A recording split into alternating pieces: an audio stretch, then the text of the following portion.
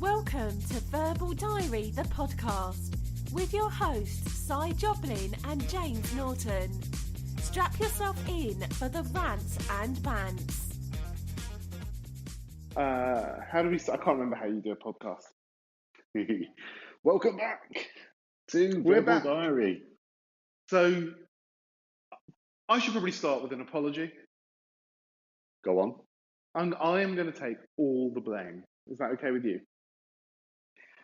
Absolutely. There's no hesitation there. So we missed a week, and it was entirely my fault. Simon, you did everything you could to make the podcast happen last week, and I frankly did everything I could to avoid making the podcast happen last week. You did, unfortunately. Yeah, it was a bit of a weird one.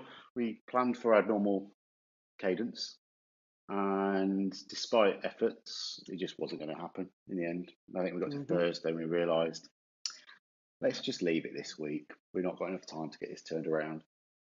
So I would like to offer a profuse apology to the listener, and let's hope that I can behave myself over the next few weeks, because it's entirely my fault. Bless you, mate. No, what was? Are you all right? How you been for the last couple of weeks? I'm all right. I'm all right, actually. Yeah. You okay? It's been a busy couple of weeks, Yeah. but not too bad. How are things with you? Yeah, I think it's been okay. Not too bad, actually. I'm just thinking back what's happened. 'Cause it's been 2 weeks now, so it's harder to remember what has happened. Just think about the last week. What happened for you the last week or so? What happened last week? I've had more fun with my Apple Watch. Mm-hmm. It still doesn't work. It just Didn't does you not go work. to the Apple store? So I sent it off to Apple as their recommendation. They apparently diagnosed it and said there's nothing wrong. But the moment I got it returned, I turned it on. There were still problems within seconds. So I don't know what they did to diagnose any problems. So I quickly arranged a Genius Bar appointment in London. And I went in there, showed them exactly the same problems, this weird interaction. It just doesn't respond to touch very well. The so-called genius said, yes, that's definitely a problem. And they've sent it off. Apparently 2 weeks turnaround though, so I've got to wait to get that baby back. Fingers crossed, it actually does make a difference this time. 2 week turnaround. Apparently, yeah. They couldn't just give you a replacement. No, because I think it's because I got it through a different provider. It's still under Apple warranty. It's fine, but they weren't the retailer that sent it to us. So I think that's why they can't just do it. So maybe they're playing me off, but at the same time, I'm just keen to get it working again, and I will wait a few weeks if that comes to it. So That's sad. It is a little bit, but yeah. I mean, other than that, there's not a lot going on really. What about your end? It's a bit of a boring February. It is a little bit lacking. I think we need some plans. I've got no holidays arranged yet. Really? We're thinking of doing holidays coming up. 3. When are you going away? Well, OPSEC. In a little while, in a further while, and in a further while than that. Great. So I can really help plan a diary for the next few episodes. You won't be impacted for the next couple of episodes, that's for sure. So April, August, and September. Oh, very nice. Yeah, I think we're playing for something in April and definitely in August. So at least we can align our calendars there.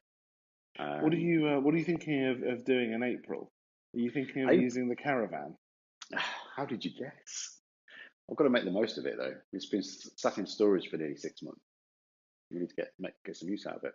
And hopefully with the weather turning already this week, I think we're going up to like 18, 19 degrees by the end of this week in the UK. What? Crazy. So it's a bit of a shame actually, because it's half term with a lot of the schools. We could have actually got away this week if we'd have planned it better. So yeah, I need to sort of plan some holidays. We want to do another walking challenge again like we did last year as well. So we want to work out when that's going to happen. I'll give Yeah. you a walking challenge. Go on. Go get me lunch every day. No. Challenge laid down. Challenge Challenge deflected. denied. It's not a Fair bad enough. challenge, but it's not quite as challenging as we're going for. We want a good 50k job, I think. 50k. 50k. Yeah, that's our 50k. goal. You can get me lunch from Milton Keynes. I could. Yeah, I think we're looking at doing a Cotswolds challenge. So I A can't remember whether Cotswold challenge. I think they start in Bath and make their way up the Cotswolds towards the Midlands. It's closer Ooh. to our home, but it'll be a beautiful walk. Alternatively, there's one around the Jurassic Coast, so down near Dorset. Again, it'd be quite pretty to do. So yeah, a few options. Maybe I should join you on your epic walk. Oh, you're more than welcome. That'd be amazing. We could record a couple of episodes of Verbal Diary. We could probably record a year's worth. Oh, doesn't take that long. No, not really. No, it will take you probably about 12 or 13 hours to do 50k. So yeah, close up. Okay. I might do it in a sedan chair. I can imagine. So yeah, anyway, go on. no, go on. Tell me more about your walk or Well, holidays. that's the thing. We want to. My wife is not sure whether she wants to do it for charity, just for personal gain. I'm thinking that I'll do it for charity to give it a bit more purpose. I love the way you put that, for personal gain. But it Yeah. is. No. Sponsor me, but I'm taking all the money. Well, true. No, there'll be no income for it. I think if you commit to doing it for charity, it's a massively reduced cost to actually put the application in. Whereas if you do it for charity, they'll reduce the cost. Yeah. So if you don't, you pay up about £200 for the organisation of it. If you raise £500, I think it is, they'll cover the costs. It's like 20 quid instead. So there's a good incentive to try and do it for charity. Cool. Yeah, so that's the plan. We just need to work out when and how now, and start training. Nice.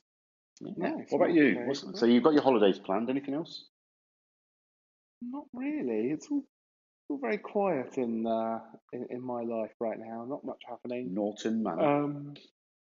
I started to play Super Mario Odyssey again. Nice. And I've nearly finished that in like a week because it's such a good game. Are you a late night gamer now? Is that what you're doing? I am not a late night gamer, but I do occasionally play games into the later hours of the evening. And when we say later hours, how late does this go? No, like midnight, 1 o'clock. Oh, I mean, that's late enough for me. Oh dear. Oh, yeah, but there's two things. First of all, you're old, even though I'm older than you. And secondly, you get up at like 4 in the morning, so a bit different. Yeah, well, 6 a.m., but I know what you mean. I start earlier than you, I guess. Yeah, so you're up at 6, I'm up at 7, so a bit later than you. Interesting. That's good though. So you enjoy Mario? Yeah. It's a great game, Super Mario Odyssey. Great. Nice. Good stuff.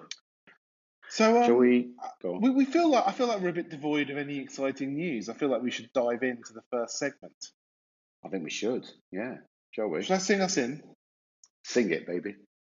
Article of the week. Oh.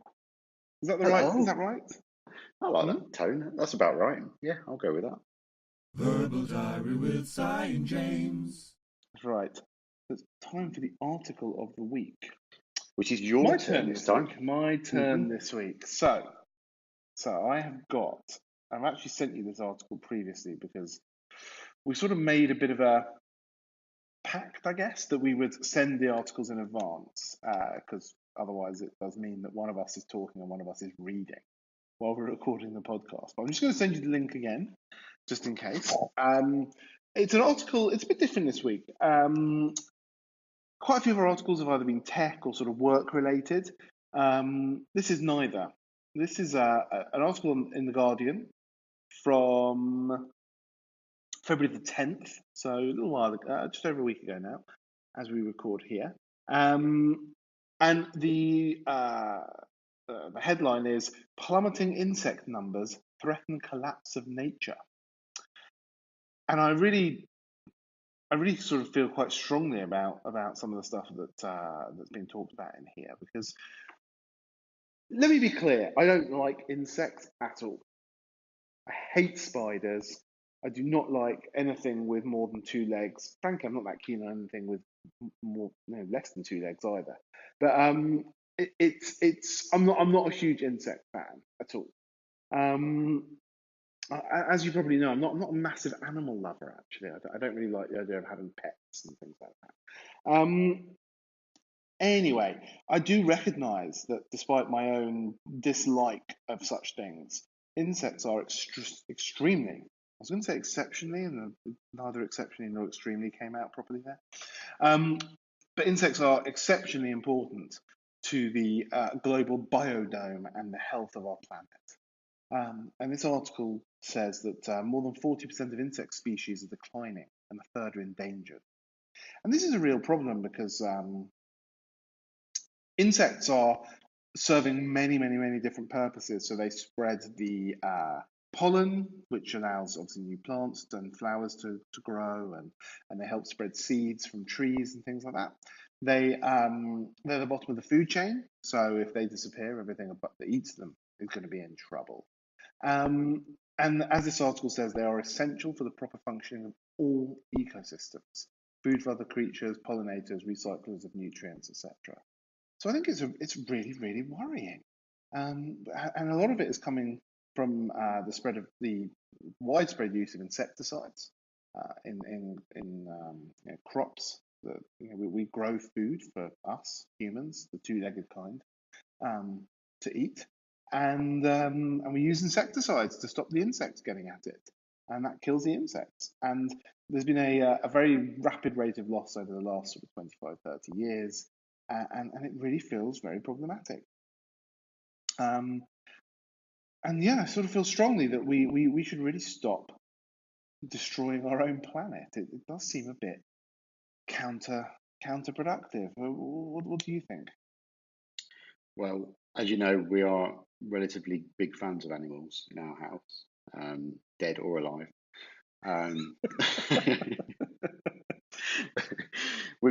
Actually, I think what we've got pet-wise, we've got 2 rabbits, we've got a dog, 2 fish. I feel like we're missing some. We've had hamsters. So yeah, we like our animals. And I live in rural England, very luckily. So I'm surrounded by green, surrounded by countryside, surrounded by lots of nature. So I get to appreciate it a little bit more, I think, to the city dwellers. And it is hugely worrying, these sort of headlines. Now, I think there's a caveat to this article. I'm not saying it's skewed in any way, but they have said that the UK numbers are accentuated, let's say, because we do a lot more research in our country. And if you compare it to South America, where they're starting to do it, then they're starting to see similarities in the numbers as well. So it's not like an outright global problem, but they are starting to identify it as becoming a global problem. And I completely agree that we need to change our ways of living. Just get to the point. I think this just proves not only is climate control becoming a problem, but then it's the consequence of climate control and human impact. Do you mean climate change? Yes. Thank you Cool. for correcting me. Yes, climate change, climate control is what we do about it, right? Yeah. Climate control is like air conditioning. Yeah, it's always. To be fair though, that is another problem, right? The amount of air cons and energy we use to generate a cool environment is affecting this stuff. And they're saying in this article, at the current rate, we're going to have no insects on our planet within 100 years. I mean, that's the scaremongering title and description, but we need to do something about this. And I was speaking to my wife yesterday, I think it was. We're talking to our children about just the environment and the amount of waste we, as a country, we generate. Why is everything wrapped in plastic and cellophane?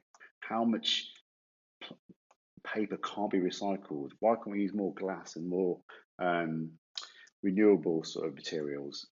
more regularly as well. We were talking about, let's get the milkman to deliver our milk again, because glass is easier to recycle than plastics and all that sort of stuff. But yeah, I mean, I'm a bit of I try to be as green as possible. I'm a massive geek and OCD fanatic when it comes to recycling. I make sure I put the right things in the right place. As much as that can go in our collective recycling bin, will go in there, and I will give it a clean if it needs to be as well. And I just feel like the government needs to do more about this. They need to put more policies in place to make sure that supermarkets aren't generating as much waste. Because I don't think it's just down to the consumers. It's down to the manufacturers as well, and the big countries that are doing very little to change this, like the States, China. A lot of the Asian countries are not doing anything about this. And it's the aware countries that are just pointing it out and doing little bits that they can. Until you get the big players involved, what really will change?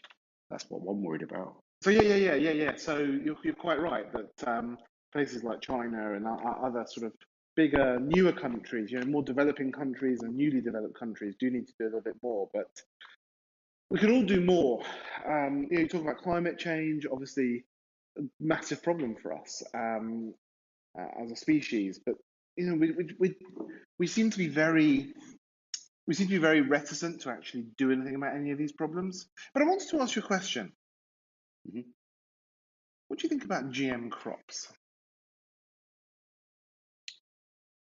Yeah, I'm a little bit hesitant to actually buy into all this. I don't like the fact that they're messing with our crops.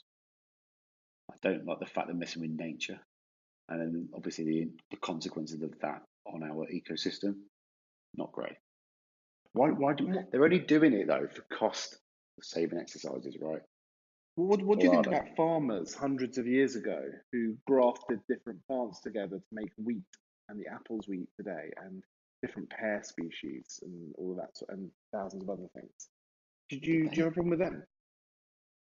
Well, I didn't realize they did it, to be honest. So So this is not a new phenomenon then. this is the thing. So I am a big believer in GM foods. I think GM foods is going to save a lot of things.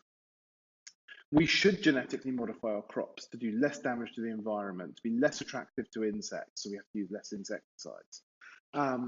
We should make them more nutritious, have a higher calorific content if that's appropriate, or other things.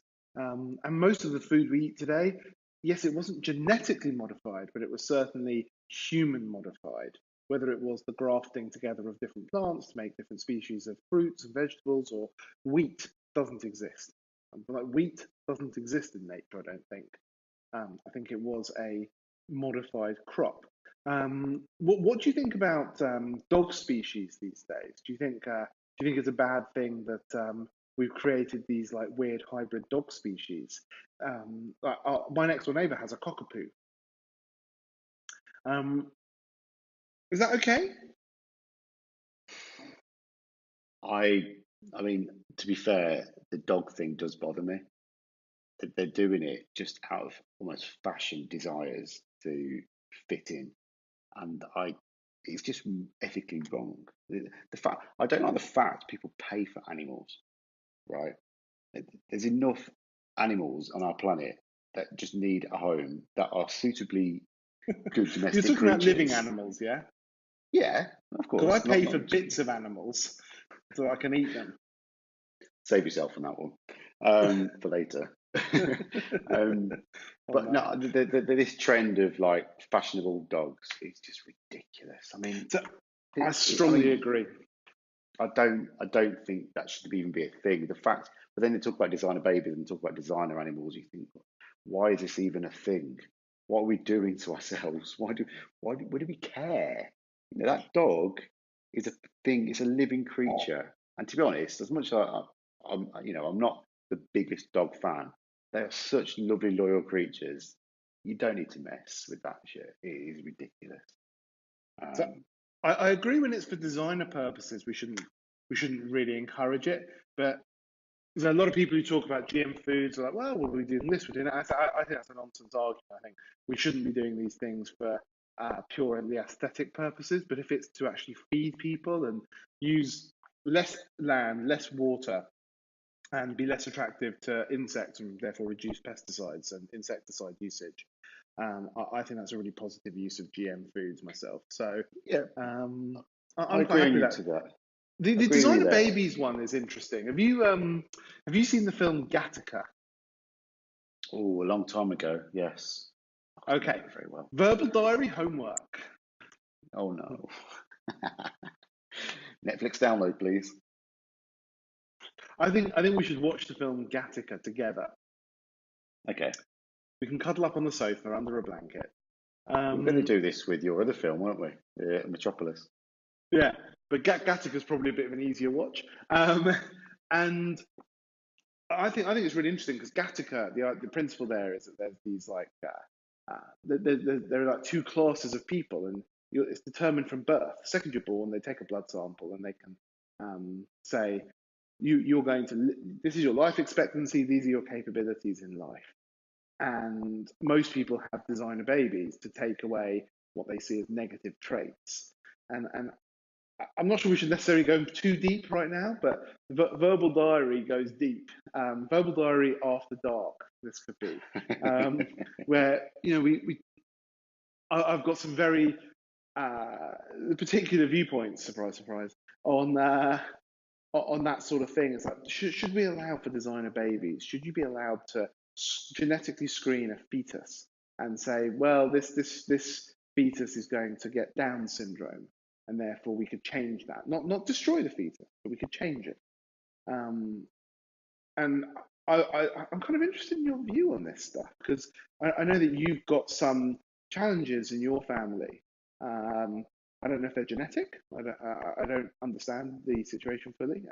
Maybe you'd care to enlighten. Maybe you don't want to talk about it. But I'd be very interested in your viewpoint on things like that. Should we allow designer babies in the sense of taking away from a fetus, from a newly fertilized egg, a zygote, so if you will, to remove imperfections that would lead to certain types of diseases or Mm. illnesses or problems or whatever. I think you've got to be very, very careful with this. I've read a lot about this story, this specific thing where they identify Down syndrome, and I think there's in some states in America there are places where you can terminate based on that assessment. I fundamentally don't agree with that personally. I feel like you're messing with science. You're messing with and what right do you have to take away a life? It's still a life. As difficult it might be, like as you say, I've got different sort of mental health problems, let's say, in my family, from like autism, bipolar, schizophrenia, OCD, loads of different diagnoses. If I could identify that my child have one of them later in life, before they're even born, I don't even want to know what could come up. Oh, I yeah, I think it's a dangerous topic to talk about, to be honest, in this context. But personally, I don't think it should be something that we can do. I don't think you should be able to select what your that human can become later on as well. Um, however, there's one however to this. If you could identify a cancerous hereditary thing that a person could get later in life, and you could terminate that exact problem before birth, that is something I'd be interested to consider, because cancer is effectively the biggest C word on the planet. It takes people for whatever for no reason whatsoever. People lose lives just because of cancer, and it's wrong, and it hurts so many people in different ways. Having suffered this quite a lot recently with family going from cancer and other heart-related problems, whatever it might be. So that's where I'm in a little bit of a dilemma. The designer baby, hell no. But there are certain human traits I wish we could identify earlier and, avoid that stress and pain later on in life as well. I think I've contradicted myself a little bit, but You it, are, it but is I a, it's think a it's very okay. difficult dilemma to kind of, choose from. I think this is why there's no outright rule around this, because it just divides people. I think it's okay to be contradictory because you are a product of your life experiences, and we've all had different life experiences, and I get what you're saying, that if I've understood you correctly, that with there's a difference for you, a distinction between designer babies and screening for terminal illnesses. Yeah. Mm. And I think maybe the word designer in there is a bit unfair. I mean, I'm would I want to have known if my child was going to have some sort of illness that could be screened for? Well, would I have wanted to destroy a fetus, to terminate a pregnancy, if it was discovered early that my child was going to have something like Down syndrome or something like that? I don't know. Honestly, I don't know. I can't relate to that, so I don't know. Would I have wanted to genetically modify my child as a fetus, as a very young fetus, so they couldn't get a certain form of childhood cancer? Yeah, do you know what? I think I probably would, depending on the risks, That's why, obviously. but I think it's on a. I think I would. And you just made me think, and we've veered slightly off the topic of insects here, but hugely. I was thinking of something I was reading about a few months ago now, about a fetus that I think was about 6 months old. It was operated on in the womb. So doctors, they operated to do some sort of spinal operation Wow. on a fetus in the womb. And I remember thinking at the time, that's awesome. That's awesome. It's and actually, amazing we can do that. But is that different to screening genetically? I don't know. I don't know how different it is. And like I said, I think we veered off insects a little bit. Just a tad. But I find these moral dilemmas fascinating. But I bring it up more in the sense of should we as a species accept that we are modifying the world around us, and that things like modifying crops is part of that as well. Mm. And I think you make a fair point, clear. though. I think it's a fair point, though. If you're genetically modifying for with minimum impact to our sustainable environment, but so you're getting more products out of your genetics cheaper. I don't like the idea of cheaper, but definitely more cost effective.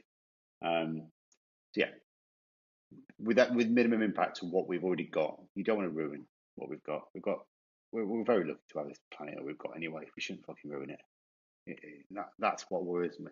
And what bothers me is most of this comes out of the desire to reduce costs and overheads, and that's why I'm not a big fan of it generally. Does the motivation matter, or do the outcomes matter more? Well, it's difficult again, isn't it? Having that dilemma of the ethical standpoint and the actual output as well. Very difficult one. Great topic. And I think we could difficult be here subject. for hours Back onto it. insects. The only place on this planet that I want to be completely free from insects is my house.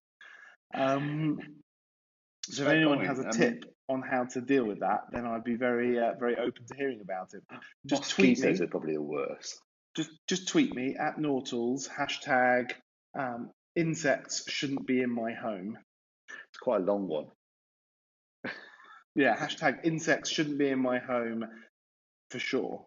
Nice long hashtag. Tweet anywhere I can get rid of them, because we're not that we actually get a lot of insects in the house, but I prefer not to. We get a lot of daddy long legs when the season is right, but other than that, we run a pretty tight ship, so we don't get a lot. But yeah, I think this topic deserved almost like 3 or 4 episodes on its own, it turns out.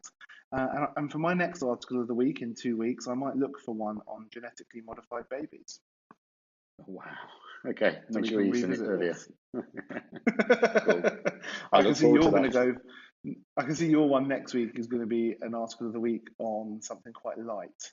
the life and times of Daddy Pig, for instance. Fantastic topic. How Homer Simpson is the ultimate father figure. You there? Right. Okay. Is it time for the I'm not next sure one? about Homer Simpson, but should we move on? Let's move on to picture of the week. Verbal Diary with Cy and James.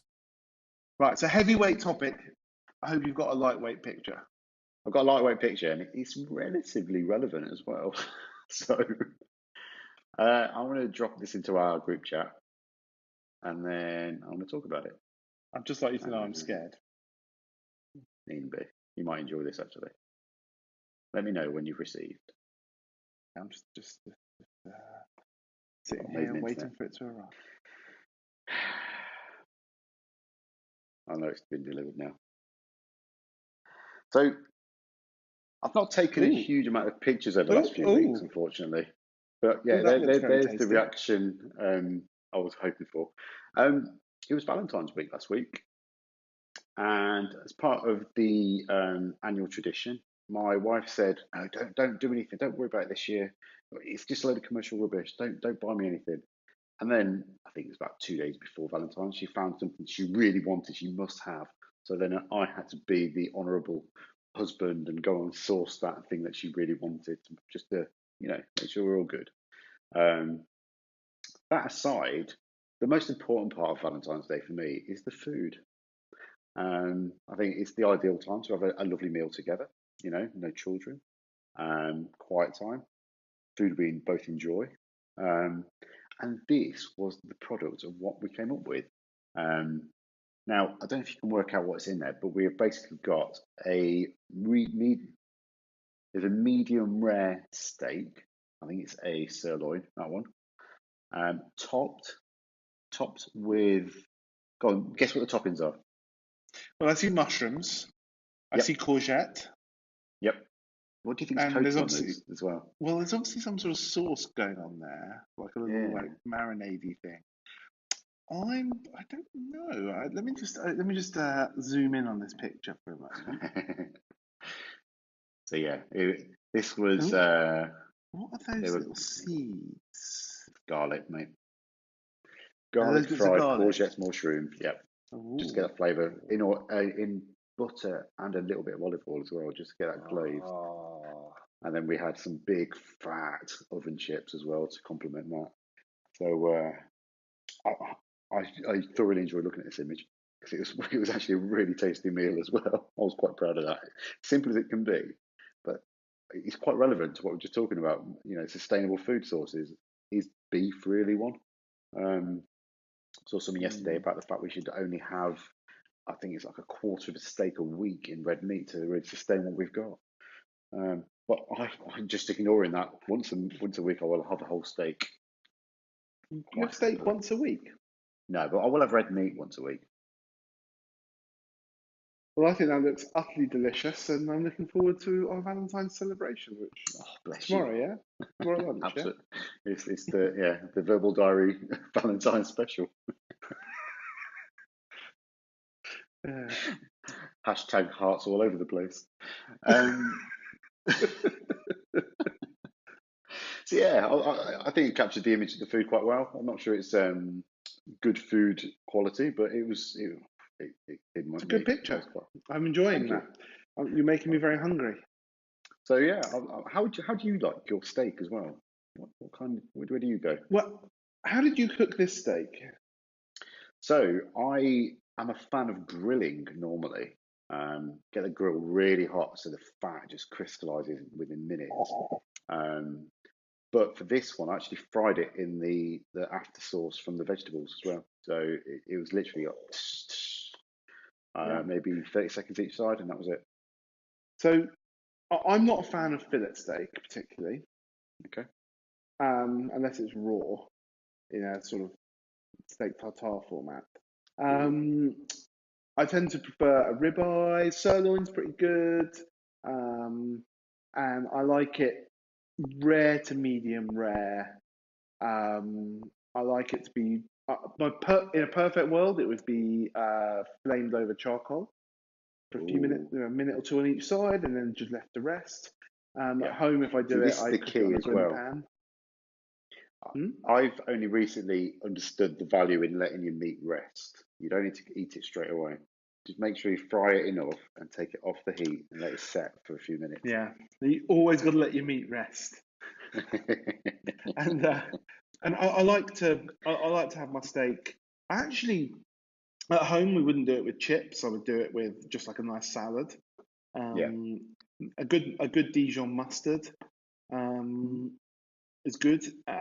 If I'm out and about, I'll having a steak out, then I might go for a béarnaise sauce. I rarely go for a pepper sauce. Um, and yeah, no, I really enjoy a good steak, but it has to be a good steak. I've had too much Mm. disappointing steak in my life. So, I will go to a good steak restaurant, but if I'm not in a good steak restaurant, I will never have a steak. I agree with you, mate. I'm a bit fussy now. When you get a frying steak and it's like leather, it's horrible. Make sure it's Yeah, it's not good meat. It's a good sirloin, good fillet, or a good ribeye or something like that. just a little bit bloody still. Yeah. Sorry for Lovely, vegetarians lovely. listening. I know there's one of I you that might be. actually had a steak recently at a restaurant, and what was the cut? Was it a sirloin? Can't remember now. And it was cooked perfectly for me. It was just half a millimeter of sort of charredness on the outside, and then basically raw in the middle. Very rare, and it was very tender and excellent. So yeah, Amazing. I I know. I like your concoction here. Good. Food based. It's something I tend to overlook a lot because I do enjoy cooking as well. Just kind of cook it, eat it, and go, oh, I should have Instagrammed that, like all the other idiots on the Instagram. Should have Yeah, Instagrammed it. Hashtag should Foodstagram. have Instagrammed it. Let Hashtag Si like the know what rest you of them. think of his steak. At Si, Indeed. hashtag you should have Instagrammed it. Is that the episode name? I don't know. I don't know if we've got. I think it's you've got to rest your meat. Rest your meat. Or is it? I don't know. Is it? What else could be the episode name? I mean, we've talked a lot about sustainability and GM as well, so it'll come out in the wash. We'll work something out later. I think it has to be. You've got to rest your meat. You've got to rest your meat. Yeah, we could do that. I'm sure there's an emoji that's relevant as well. Probably you'd have a meat emoji. Isn't there a steak emoji? There might even be a steak emoji. I think there is. I think there is a steak emoji. Okay, cool. So as always, you can get hold of us on the Twitter. You can tweet me at Si. You can tweet him at Nortals, or together Verbal Diary Show. We are all over Spotify, iTunes, Apple Music, and YouTube. And if you're that way inclined, we're also all over Facebook. Other than that, we've got all the show notes and archives available on our website, verbaldiary.show. That's it. Are we done? We're done.